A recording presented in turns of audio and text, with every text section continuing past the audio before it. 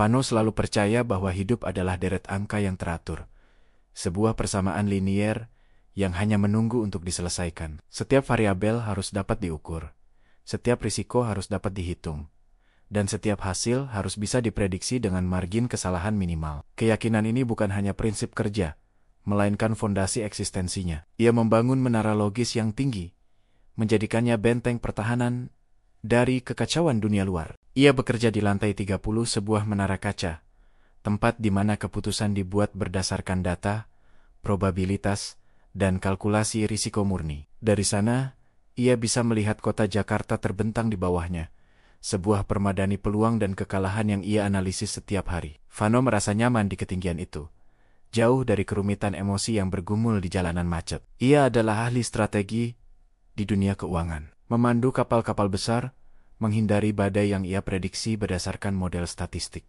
Baginya, emosi adalah variabel acak, sebuah anomali yang hanya akan merusak keindahan grafik dan prediktabilitas kurva. Perasaan adalah bug dalam sistem yang harus diisolasi dan dihapus demi efisiensi optimal. Ia pernah mencoba memasukkan faktor rasa ke dalam persamaannya, dan hasilnya selalu berujung pada kerugian yang tidak perlu. Pengalaman pahit itu membentuknya menjadi sosok yang kini sangat bergantung pada bukti nyata dan data konkret. Pagi itu, seperti biasa, Jakarta diselimuti kelembapan dan janji kemacetan yang konsisten. Kehidupan kota berjalan dengan ritme yang bisa ia lacak dan prediksi, dari pergerakan harga saham hingga kepadatan lalu lintas di tol. Fano melihat keluar jendela, menikmati ketenangan relatif di kantornya yang kedap suara. Kesempurnaan adalah rutinitas, dan rutinitas adalah bentuk tertinggi dari logika. Fano tiba tepat pukul 7. 20 menit sebelum jam kerja dimulai, memastikan ia punya waktu untuk meninjau ulang rencana hariannya. Ia tidak pernah meninggalkan apapun pada kesempatan atau intuisi. Setiap menitnya dialokasikan dengan cermat. Dari sesi peninjauan hingga jeda minum kopi singkat. Disiplin adalah jubah besarnya, membungkus setiap kerentanan yang mungkin ia miliki. Meja kerjanya steril, hanya dihiasi monitor ganda, keyboard mekanik, dan sebuah mug porselen yang selalu diisi air putih dingin. Warna di sekitarnya didominasi abu-abu, biru tua, dan putih. Palet yang menenangkan logika dan menghindari stimulasi emosional. Ia memastikan tidak ada kekacauan visual yang mengganggu fokusnya. Ia telah melatih dirinya untuk hidup seperti itu, membatasi setiap input eksternal yang berpotensi memicu reaksi non-logis. Ia jarang menonton film drama, menghindari musik dengan lirik yang terlalu menyentuh, dan menjaga jarak emosional yang ketat dari semua orang, termasuk rekan kerjanya. Semua demi menjaga integritas sistem dirinya yang sempurna. Tiba-tiba, ponselnya bergetar di dalam saku jasnya. Getaran yang terasa asing dalam keheningan yang ia ciptakan. Itu adalah notifikasi dari aplikasi pengingat pribadinya. Sebuah program yang ia buat sendiri untuk mencatat tanggal penting yang harus diakui secara faktual, namun tidak perlu dirayakan secara emosional. Pengingat itu bertuliskan 13 tahun. Sebuah angka bulat yang menandai rentang waktu yang telah berlalu, sebuah data historis yang tidak bisa ia hapus dari sistemnya. Tangannya sedikit bergetar saat menyentuh layar. Reaksi yang ia anggap sebagai fluktuasi tekanan darah yang harus diabaikan. Ia merasakan dinginnya layar kaca di ujung jarinya, mengingatkannya pada esensi logis yang harus ia pertahankan. Ia menekan tombol tunda tanpa membuka detailnya. Menggusir angka 13 itu kembali ke sudut memori yang ia kemas dalam kotak-kotak steril. Tindakan itu adalah refleks pertahanan diri, mencegah masa lalu mengkontaminasi efisiensi masa kini. Namun, pengingat itu berhasil membuka celah kecil di tembok logisnya, mengizinkan embusan udara dingin yang membawa aroma melankoli masuk, memadamkan sejenak api efisiensinya. Rasa hampa yang ia tekan selama bertahan-tahan kini merayap di permukaan kesadarannya. Ia teringat pada hujan tipis yang menggantung di jendela perpustakaan lama, seperti air mata yang tak pernah kering. Hujan itu selalu membawa kehangatan yang aneh, kontras dengan dinginnya hujan di Jakarta 13 tahun lalu. Di bawah jenis hujan yang sama, Fano membuat keputusan terbesarnya, sebuah pivoting radikal dari jalur hati ke jalur pikiran. Momen itu adalah persimpangan yang mengubah seluruh peta hidupnya. Keputusan yang didasarkan pada logika murni, sebuah perhitungan dingin yang mengorbankan sesuatu yang ia sebut rasa demi realita yang terjamin. Ia memilih stabilitas finansial dan karir yang menanjak, menukar potensi kebahagiaan yang tidak terjamin dengan kepastian kesuksesan yang ia yakini. Hati nuraninya saat itu berkata bahwa cinta Tanpa keamanan adalah kegagalan yang tertunda, sebuah probabilitas yang terlalu tinggi untuk ia ambil.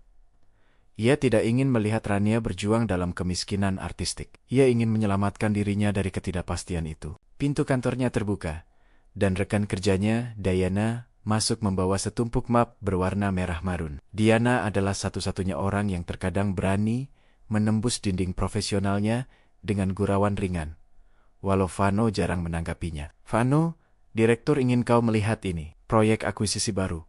Butuh orang yang stabil dan otaknya terbuat dari baja dingin," kata Diana. Sedikit menyindir ketenangan Vano, ia menaruh map itu di sudut meja yang steril. Vano mengambil map itu, merasakan dinginnya kertas tebal di tangannya. Proyek itu bernama Aurora Project, sebuah nama yang terasa terlalu puitis, dan jauh dari perhitungan laba rugi yang biasa ia tangani. Saat ia membuka map pertama, ia menemukan bukan hanya data keuangan, tetapi juga proposal desain yang penuh warna dan sketsa arsitektur yang meliuk. Ia merasa ada keanehan, seolah ada kesalahan pengiriman dokumen. Proyek Aurora adalah tentang mengubah bekas galeri seni yang mangkrak menjadi pusat komersial yang menjanjikan keuntungan ratusan %. Tujuan murninya adalah likuidasi aset dan maksimalisasi profit. Di antara lembaran angka laba rugi, terselip sebuah foto hitam putih dari seniman pemilik galeri, tampak diambil pada era tahun 90-an. Foto itu memancarkan aura pemberontakan yang lembut.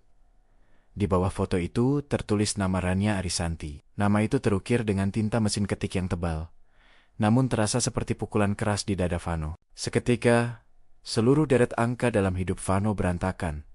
Persamaannya menjadi mustahil untuk diselesaikan. Logikanya tidak mampu memproses input yang tidak terduga ini. Rasanya seperti melihat kesalahan fatal dalam kode yang ia yakini sempurna.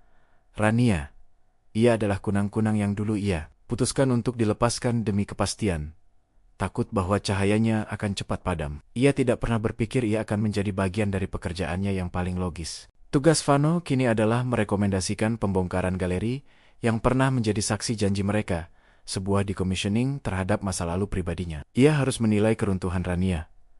Ia mengingat Rania berkata bahwa seni adalah perpanjangan jiwa, sebuah entitas abadi yang tak terhingga nilainya. Sementara ia membalas bahwa jiwa pun harus berhitung, sebab tidak ada yang gratis. Bahkan inspirasi pun butuh kanvas yang dibeli. Laporan keuangan Rania menunjukkan defisit yang parah selama 5 tahun terakhir, sebuah jurang kerugian yang kian dalam. Jelas secara finansial, galeri Aurora adalah liabilitas. Logika Vano berteriak, jual, bongkar, ganti. Itu adalah keputusan net profit tertinggi. Namun, tangannya berhenti di halaman yang menunjukkan foto interior lama galeri, bukan pada angka-angka di tabel. Fotonya buram, tetapi detailnya jelas. Terdapat ukiran kecil di ambang pintu kayu yang ia kenali dengan jelas. Sebuah inisial yang mereka buat dengan tergesa-gesa saat masa remaja mereka yang penuh janji. Itu adalah Ra tambah Fa, terukir dalam lingkaran kecil yang kini ditumbuhi lumut halus. Tampak seperti jimat usang yang menolak untuk mati. Logika tidak menyediakan kolom untuk kenangan ini di laporan keuangannya. Tidak ada kategori aset yang bisa menampung nilai sentimental. Ia tidak bisa menghitung depresiasi dari rasa bersalah. Akan tetapi, inisial yang terukir itu jauh lebih nyata daripada angka-angka berjejer di laporan. Bukti sesuatu yang eksponensial dalam sejarah hidupnya. Bukti itu memancarkan daya tarik yang irasional, menariknya keluar dari zona keamanannya. Rasanya seperti menemukan fosil kenangan yang seharusnya sudah hancur oleh erosi waktu. Bukti itu menuntut pengakuan, memaksa Vano untuk mengakui bahwa ia menghilangkan data, yaitu nilai absolut dari sebuah ikatan emosional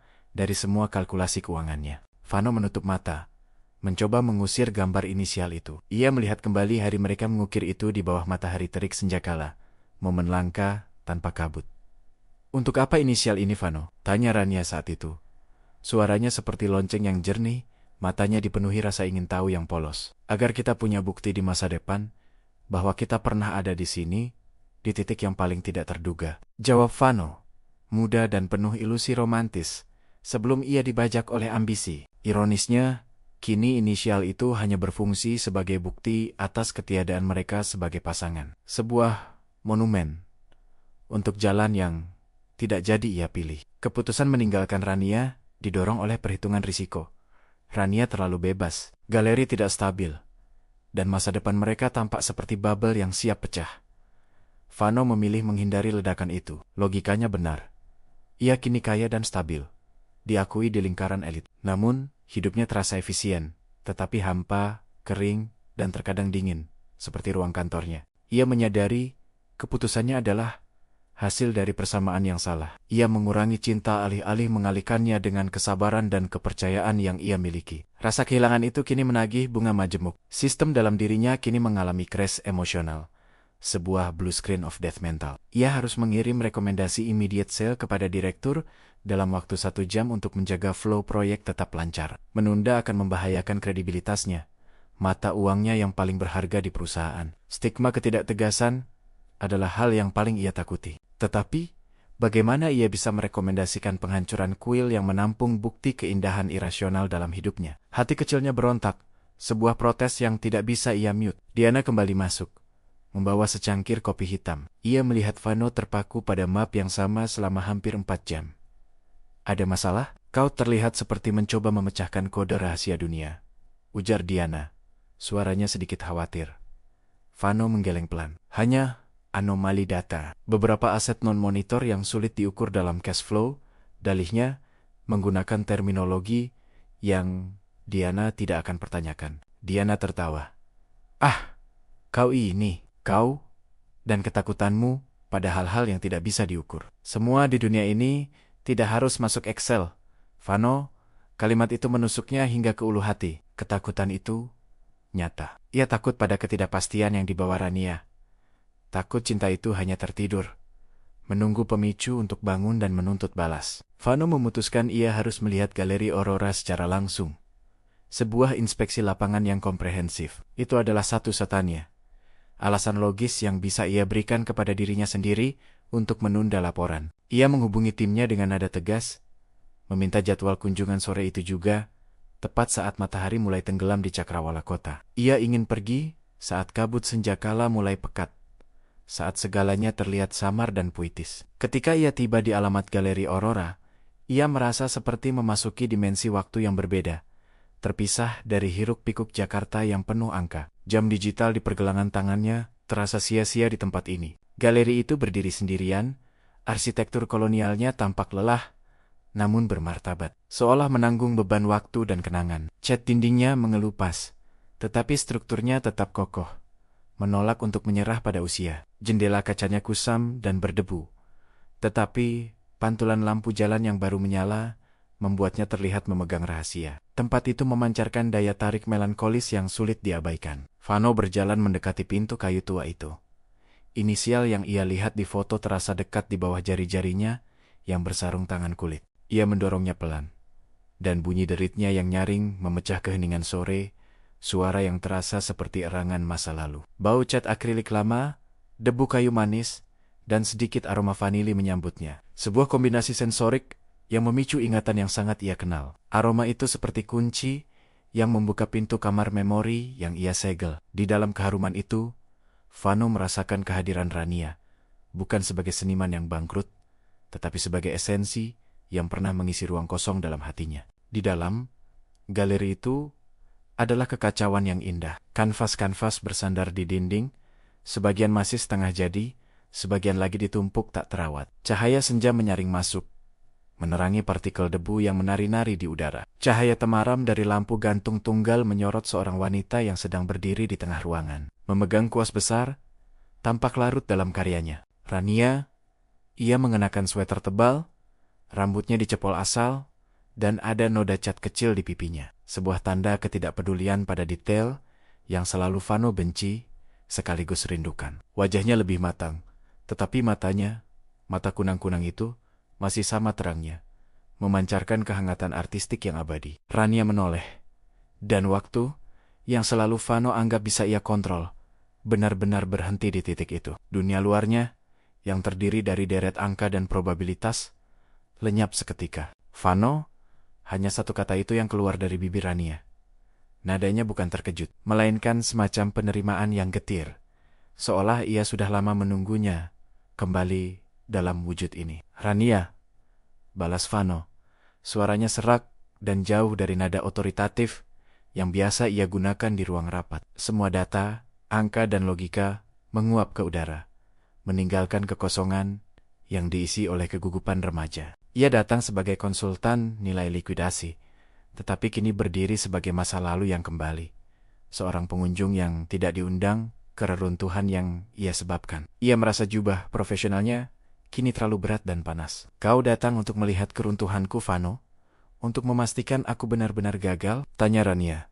Senyumnya tipis, lebih sedih dari hujan yang ia ingat. Tanpa ada kebencian, hanya kepasrahan. Vano kembali pada bahasa korporat, mencoba menstabilkan diri. Aku di sini atas nama perusahaan yang ingin membeli aset ini. Ini adalah prosedur standar. Tentu saja, semua orang ingin membeli dan mengubah apa yang tidak mereka pahami. Itu adalah hukum pasar, bukan? Balas Rania, meletakkan kuasnya. Ia tidak membantah, ia hanya mencatat kebenaran yang kejam. Ketidaksempurnaan adalah risiko yang harus dihindari. Dan aset ini penuh dengan risiko, jawab Vano. Refleks logisnya bekerja secara otomatis, mengutip diktat perusahaan. Dan kau selalu berhasil menghindari risiko itu, kan? Dengan meninggalkan semua yang tidak bisa dihitung dan tidak bisa dijamin, Rania menimpali tanpa menyalahkan, hanya menyatakan fakta pahit yang Vano ketahui benar. Itu adalah keputusan yang rasional. Emosi hanya menghasilkan kegagalan dan ketidakstabilan finansial, kata Vano. Mempertahankan argumen yang telah ia gunakan untuk dirinya sendiri selama bertahun-tahun. Apakah kau bahagia, Vano? Secara rasional, apakah kurva kebahagiaanmu mencapai puncaknya? Tanya Rania, tatapan matanya menguncinya, menembus lapisan jas mahal, dan kepercayaan dirinya yang rapuh. Pertanyaan itu sederhana, namun mematikan. Logika tidak pernah meminta Vano menghitung indeks kebahagiaannya. Ia hanya menghitung return on investment. Kebahagiaan adalah hasil dari stabilitas finansial dan ketertiban. Aku punya keduanya, jawab Vano, mekanis, mengutip buku pegangan manajemen, seolah itu adalah kitab suci. Rania berjalan mendekati sebuah kanvas besar yang tertutup kain di sudut ruangan. Aku akan tunjukkan padamu satu hal yang tidak bisa distabilkan oleh uang dan ketertibanmu. Ia menarik kain itu, memperlihatkan lukisan yang didominasi warna gelap dan beberapa percikan merah terang yang tampak sporadis namun vital. Lukisan itu menggambarkan dua bayangan, yang satu lurus dan tegak, yang lain meliuk dan memudar. Saling berjauhan, di antara mereka terdapat celah, dan di celah itu mengalir darah yang merembes. Ini adalah konsekuensi logis dari keputusan irasionalmu, kata Rania. Suaranya tenang, namun mengandung beban penyesalan. Bayangan yang berjalan lurus itu adalah dirinya, dan darah itu adalah kehidupan yang mereka bunuh bersama. Vano menatap lukisan itu, merasakan getaran yang sama seperti saat menyentuh ponselnya pagi tadi. Ini adalah serangan pribadi yang tidak bisa ia tangani dengan data. Ia melihat bayangan itu, dan ia tahu itu adalah potret mereka. Logikanya terperangkap dalam jaring metafora dan rasa sakit. Galeri ini harus dijual, Rania. Angkanya tidak berbohong. Kau tidak bisa menafkahi seni dengan kenangan dan darah, ujar Vano, mencoba kembali ke zona nyamannya. Dan kau menafkahi dirimu dengan apa? Apakah logikamu menghangatkanmu saat malam? Apakah laporan laba rugi memberimu makna? Balas Rania. Nada suaranya kini melunak, lebih bertanya daripada menuduh. Keheningan panjang. Vano menyadari Rania adalah satu-satunya variabel yang belum pernah ia isolasi sepenuhnya. Sebuah kekuatan yang menentang semua model prediksinya. Aku akan memberimu waktu, kata Vano. Tiba-tiba, sebuah kalimat yang keluar dari naluri, bukan dari perencanaan. Itu adalah error yang paling mahal dalam karirnya. Rania mengangkat alisnya, terkejut. Waktu, kau memberiku sesuatu yang kau benci dan selalu kau atur ketat. Aku butuh waktu untuk meninjau ulang penilaian properti ini. Aku menemukan ada diskrepansi di nilai aset non-moneter. Vano memperbaiki, kembali pada bahasa korporat untuk menutupi kelemahan emosionalnya. Aku tahu nilai properti ini, Vano. 0 di mata pasar, tak ternilai di mata seniman, dan sekarang, tak ternilai di mata masa lalumu. Vano berjalan cepat menuju pintu. Ia harus pergi sebelum kabut melankolis ini meresap lebih dalam ke pori-pori logikanya. Aku akan kembali dengan proposal baru, proposal yang lebih adil dan melibatkan restrukturisasi. Janjinya tanpa konsultasi dengan atasan. Itu adalah komitmen yang bodoh. Rania tersenyum lembut, senyum yang mengandung pemakluman dan sedikit rasa kemenangan yang halus. Aku tunggu, Vano. Aku ingin tahu bagaimana kau akan menghitung nilai dari sisa-sisa cinta. Vano melangkah keluar, menutup pintu kayu itu di belakangnya, meninggalkan inisial Ratus Ratua, tambah Va, di dalam kegelapan. Ia baru saja menandatangani kontrak emosional yang jauh lebih besar dari proyek yang ia tangani. Ia berjalan di bawah hujan rintik. Jas mahalnya basah, tidak peduli dengan penampilannya. Kepalanya penuh dengan angka, tetapi hatinya penuh dengan rasa sakit yang tumpul, yang tidak bisa ia daftarkan. Logika berkata, ia harus menyelesaikan proyek ini dengan cepat, merekomendasikan penjualan, dan melupakan Rania selamanya. Itu adalah jalan keluar yang paling bersih. Cinta, atau mungkin penyesalan yang menyamar sebagai cinta, berkata, inilah kesempatan terakhir untuk membuktikan bahwa tidak semua hal bisa diukur, dan bahwa ia pernah salah. Ia harus memilih keamanan yang stabil di menara kacanya, atau risiko yang tak terukur di dalam galeri Aurora. Malam itu, di apartemennya yang minimalis dan dingin, Vano tidak menyentuh laporan keuangannya.